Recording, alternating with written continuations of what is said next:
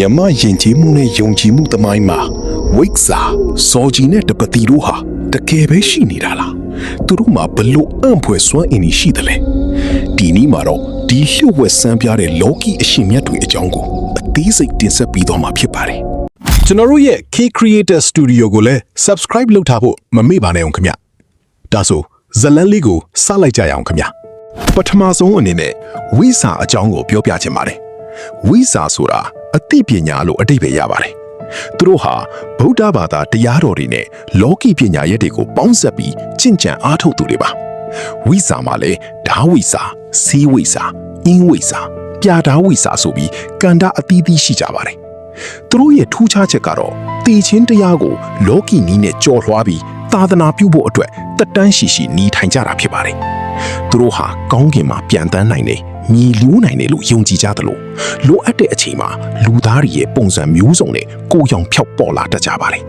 နောက်တစ်ဦးကတော့ကျွန်တော်တို့ခလေးဘဝကတည်းကပုံပြင်နေထဲမှာရင်းနှီးခဲ့တဲ့ဇောကြီးပါဇောကြီးဆိုတာစေးဝိစာတစ်မျိုးဖြစ်ပြီးတစ်တီတစ်ဥတစ်ဖူတွေနဲ့ပြက်ဓာကိုအောင်မြင်အောင်ကျင့်ကြံထားသူတွေပါဇောကြီးတွေဟာမြေဇော်လို့ခေါ်တဲ့အစွမ်းနဲ့ကဘာပတ်နိုင်ကြသလိုသူတို့ရဲ့တောင်ဝေးဟာလေမော်အစွမ်းကြီးပြည့်နှံ့နေပါလေဇောကြီးရဲ့အထိပ္ပယ်ကတော့လောကီစည်းစိမ်ကိုစွန့်ခွာပြီးတောတောင်တွေထဲမှာစီးဖော်ဆက်ရင်တရားကျင့်ကြံရင်အသက်ရှိရာနီးလန်းကိုရှာဖွေသူတွေဖြစ်ပါလေနောက်ဆုံးတစ်ဦးကတော့တပတိဖြစ်ပါတယ်တပတိဆိုတာအဓိကအားဖြင့်ချိုးချံချွေတာစွာကျင့်ကြံသူလို့အဓိပ္ပာယ်ရပါတယ်သူတို့ဟာလူသူဝေးရာဟိမဝန္တာတောတောင်တွေထဲမှာအစာရည်စာနည်းနည်းပဲသုံးဆောင်ပြီးဇန်အပင်ကြီးရအောင်ကျင့်ကြံကြသူတွေပါတပတိတွေဟာစိတ်တကူအလွန်ကြီးမားကြပါတယ်သူတို့ရဲ့မေတ္တာဆွမ်းအားကြောင့်တောသားရေးတွေတောင်သူတို့နားမှာငြင်းချမ်းစွာနေထိုင်ကြပါတယ်သူတို့ဟာဝိဇ္ဇာစိုးကြီးတွေလိုလောကီအစီရင်ထက်စိတ်တည်ငြိမ်မှုနဲ့ဇန်တကူကိုပို့ပြီးအလေးထားကြပါတယ်ဒီအရှင်မြတ်၃ဦးစလုံးမှာတူညီတဲ့အံ့ဖွယ်စွမ်းအင်တွေရှိပါတယ်ကိုယ့်ရဲ့ကိုယ်ခန္ဓာကိုသေးငယ်အောင်လုပ်နိုင်တယ်လို့ကြီးမားအောင်လည်းလုပ်နိုင်ခြင်းမိမိအလိုရှိတဲ့ပုံသဏ္ဍာန်ဥပမာတရိษံသို့မဟုတ်တခြားလူအဖြစ်ပြောင်းလဲနိုင်ခြင်း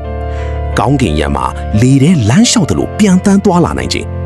ဒါတွေဟာစိတ်စွမ်းအားနဲ့လောကီတတ်ပညာပေါင်းစပ်မှုရဲ့ရလဒ်တွေလို့လောကီကျမ်းစာတွေမှာဆိုထားပါတယ်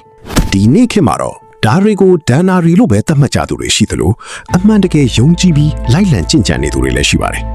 အဓိကအချက်ကတော့သူတို့အားလုံးဟာလောကကြီးရဲ့တာမန်စည်းမျဉ်းတွေကနေလွတ်မြောက်ဖို့ကြိုးစားခဲ့ကြတာပါပဲတီလတမာတိနဲ့ပညာဆိုတဲ့အခြေခံတွေမရှိဘဲနဲ့တော့ဒီလိုစွမ်းရည်မျိုးတွေကိုရရှိဖို့မဖြစ်နိုင်ဘူးလို့ဆိုကြပါတယ်ဝိစာဇောကြီးနဲ့တပတိဒီအရှင်မြတ်တွေအကြောင်းကတော့ပြောပြလို့ကုန်နိုင်မှာမဟုတ်ပါဘူးတင်ရောသူတို့အကြောင်းကိုယုံကြည်ပါသလားဒါမှမဟုတ်ထူးဆန်းတဲ့အတွေ့အကြုံတွေကြားဘူးတာရှိရင် comment မှာမျှဝေပေးသွားပါဦးနောက်ထပ်လည်းမြမလောကီပညာရက်တွေအကြောင်းသိချင်ရင်တော့ subscribe လုပ်ထားဖို့မမိနဲ့ဘူးနော်အားလုံးပဲကိုယ်စိတ်နှပြချမ်းသာချမ်းသာကြပါစေနောက်ထပ်လည်းဆက်ပြီးတင်ပြပေးသွားမှာဖြစ်လို့ channel ကို like share and subscribe လုပ်ခဲ့ပေးကြဖို့မမေ့နဲ့နော်နောက်ဗီဒီယိုတွေမှာပြန်တွေ့ကြမယ်နော်